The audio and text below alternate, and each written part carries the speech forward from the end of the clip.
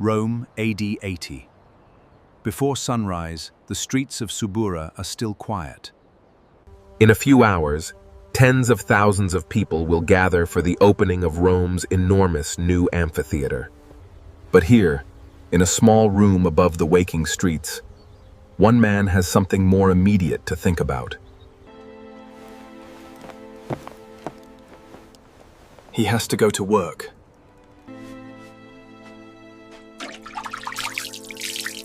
Rome wakes early.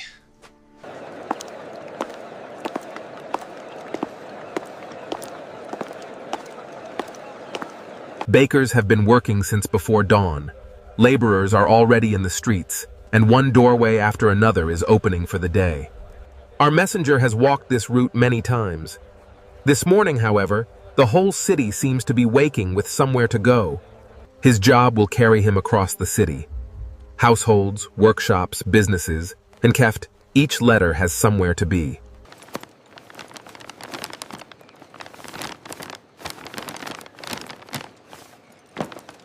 And before he can think about where the rest of Rome is going today, he has a full bag of his own to empty.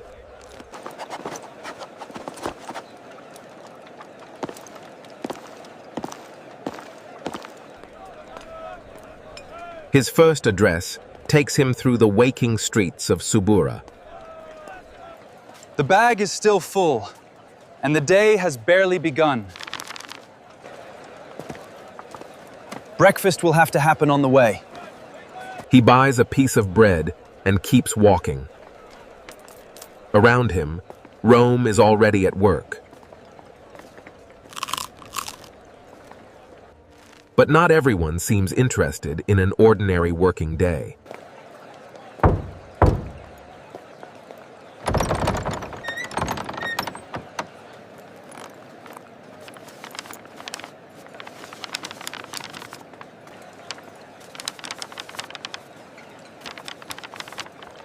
You're still delivering today? I just started. Then you'd better be quick. Half of Rome will be at the amphitheater before you are. Half of Rome isn't carrying this. Then you'd better start emptying it. For weeks, the new amphitheater has been the talk of the city. Today, Rome will finally see it opened. One delivered.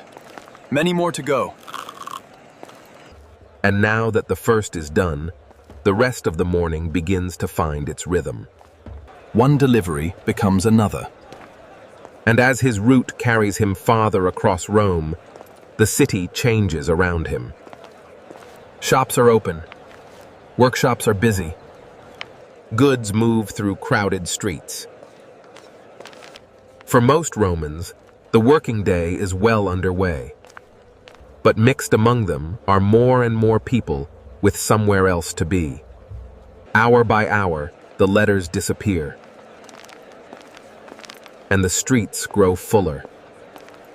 By midday, most of the morning's work is behind him. The bag is lighter.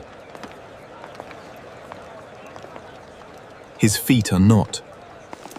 Even a messenger has to stop sometime.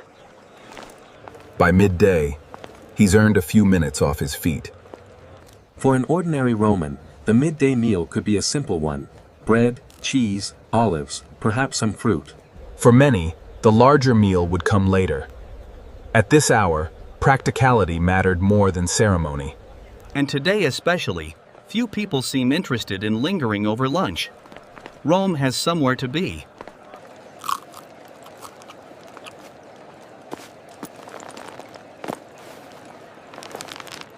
One letter. One address. Then the bag is empty. Delivered.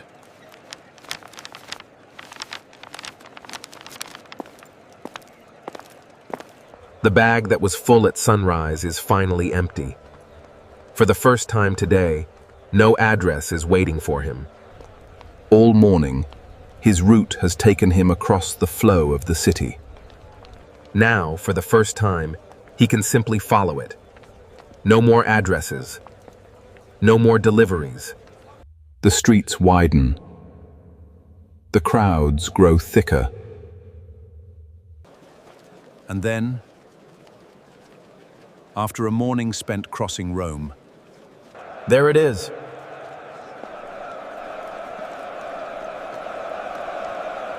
Up close, the scale changes completely. Layer after layer of stone and arches rises above the crowd. From a distance, it looked like a single, enormous monument. Here, every step reveals another level.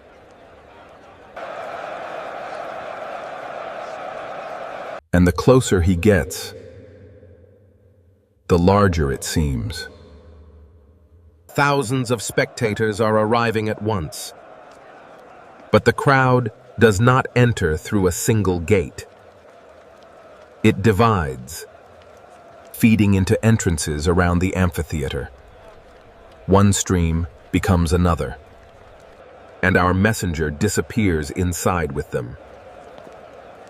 Inside, the building reveals another kind of scale. Passages divide the crowd.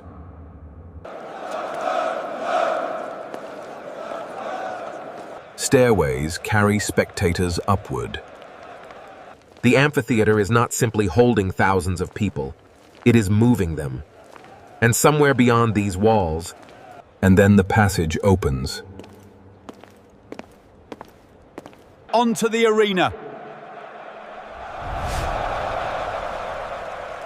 Tier above tier rises around it, already filled with spectators.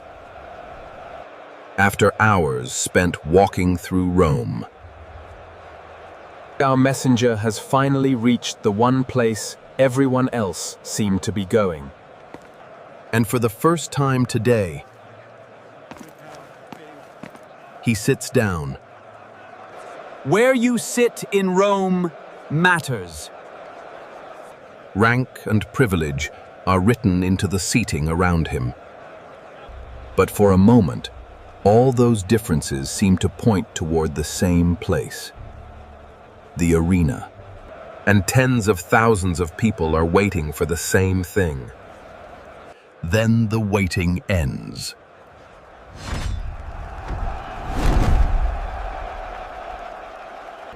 The arena comes alive. And tens of thousands of voices rise with it. This is what Rome has come to see. The new amphitheater is no longer just a monument. It is a spectacle.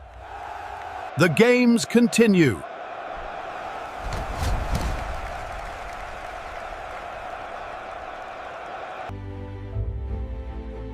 Afternoon slips toward evening.